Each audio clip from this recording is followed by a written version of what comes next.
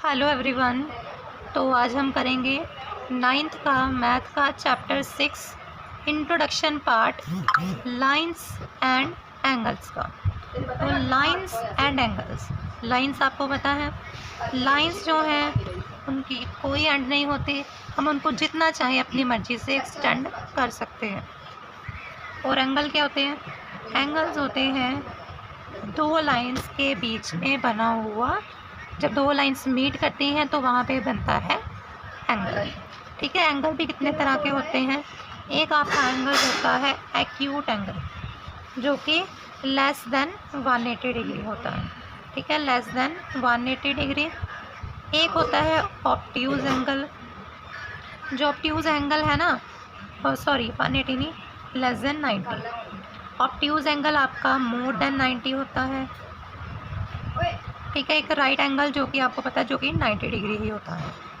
उसके बाद भी आपके एंगल्स आते हैं, बट ये तीन एंगल्स आपके मोस्ट जो बेसिक हैं उसमें आते हैं। रिफ्लेक्स एंगल भी होता है आपका, ठीक है, जो कि आपका 180 से बड़ा 270 से छोटा होता है। ठीक है ना, ठीक है। तो ये तो है आपके एंगल, ये क्या है आपके एंगल्स। तो उसके बाद जो पार्ट आता है वो आता है आपका लाइंस का।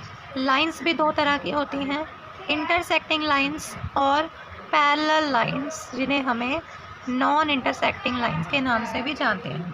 मतलब कि ये दो लाइन जो हैं वो नॉन इंटरसेक्टिंग है, मतलब ये किसी पॉइंट पर मीट नहीं कर रही। और ये कौन सी लाइन है? पैरेलल। ठीक है जी, पैरेलल लाइंस हैं। अगर ये आपस में एक पर्टिकुलर सेम पॉइंट पे मीट कर रहे हैं तो उसे हम कहते हैं इंटरसेक्टिंग लाइन। लीनियर पेयर जो है, बात पार्ट है लीनियर पेयर। लीनियर पेयर होता है एक स्ट्रेट लाइन जिसका सम क्या है? 180 डिग्री। उसके बीच में जब दो एंगल बन रही हों तो वो क्या है? Linear pair. तो ਉਹਦਾ सम ਕੀ ਹੁੰਦਾ है? 180 डिग्री ਦਾ सम ਹੁੰਦਾ है। ट्रांसवर्सल ਕੀ ਹੁੰਦਾ है?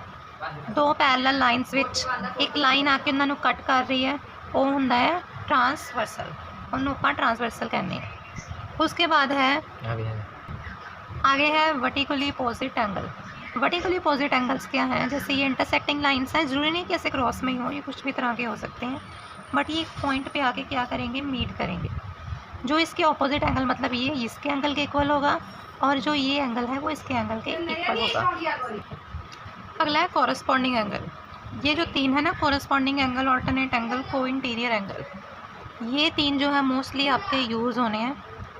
कॉरस्पॉन्डिंग एंगल है जैसे एंगल 1 है, ठीक है, ये बाहर की साइड है, और एंगल 5, ये दो होते हैं corresponding angle. So angle 1 angle 5 के इक्वल है, ठीक है, और एंगल 2 एंगल 6 के। बात समझ में लगे? और एंगल 4 एंगल 8 के, और एंगल 3 एंगल 7 के। तो इस तरह से एक बाहर और एक अंदर, एक एक्सटीरियर और एक इंटीरियर। आगे है अल्टरनेट एंगल।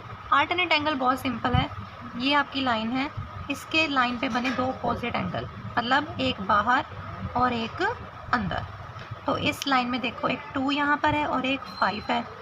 जो 2 है ना, ये बना है एक यहाँ पे 3 और यहाँ पे एक बना है 5, तो एंगल 3 होगा एंगल 5 के इक्वल, और एंगल 4 होगा एंगल 6 के इक्वल।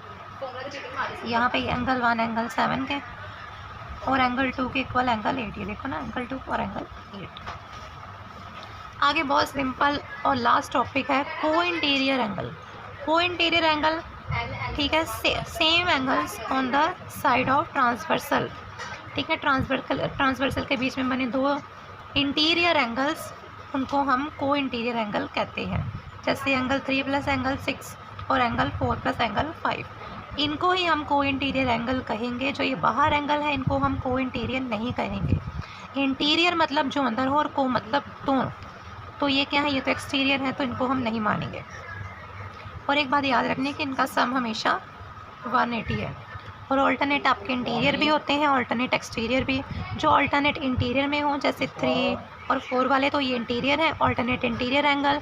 और जैसे 1 2 7 8 बाहर हैं, तो ये है ऑल्टरनेट एक्सटीरियर एंगल। ठीक है, तो ये था आपका चैप्टर 6 का मेन इंट्रोडक्शन पार्ट। आप चाहो तो इसका स्क्रीनशॉट भी ले सकते हो। अगली वीडियो में 6.1 लेकर आएंगे। Thank you.